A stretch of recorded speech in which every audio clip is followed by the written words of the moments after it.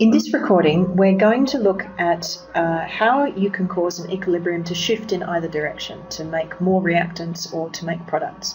So far, we've just been looking at systems that are at equilibrium and making predictions about those.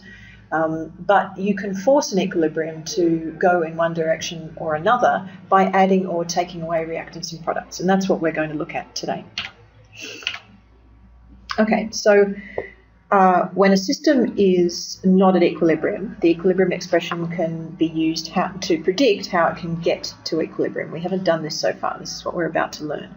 So we can use the equilibrium expression to predict whether the system is going to shift to the left. That would mean that it would use up some products and produce more reactants. That would be the reverse reaction. Or if it's going to shift to the right, that would be the forward reaction, using up some reactants and producing more products. So we're going to use the dissolution of sodium chloride as our first example. We've got our sodium chloride solid.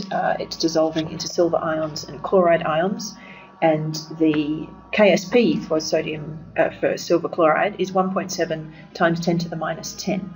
So you can tell from that number that silver chloride is not particularly soluble. All right, so let's consider a situation in which we've got two solutions. And when we mix them, we get a solution that has 0.02 molar silver ions and 0.4 molar chloride ions.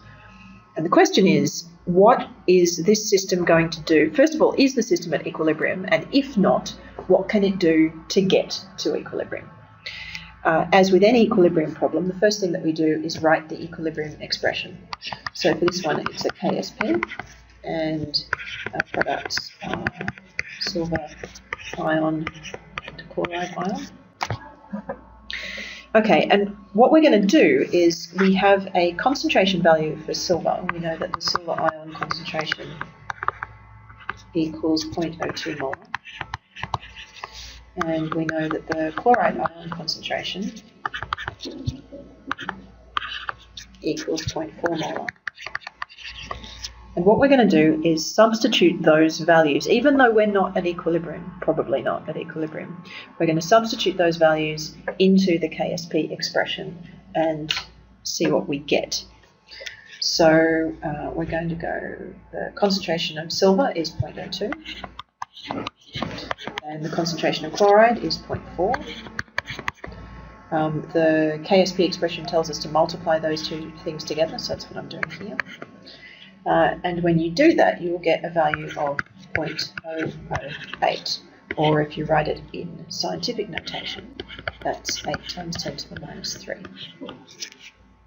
Okay, now this value, 8 times 10 to the minus 3, is clearly different to the KSP, 1.7 times 10 to the minus 10.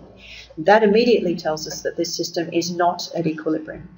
Because if it were at equilibrium, those two concentrations should multiply together to give the KSP. That's sort of how we define the equilibrium. So this value here that we've just evaluated, we can't call it KSP because it's not. Instead, we call it Q, and its proper name is the reaction quotient.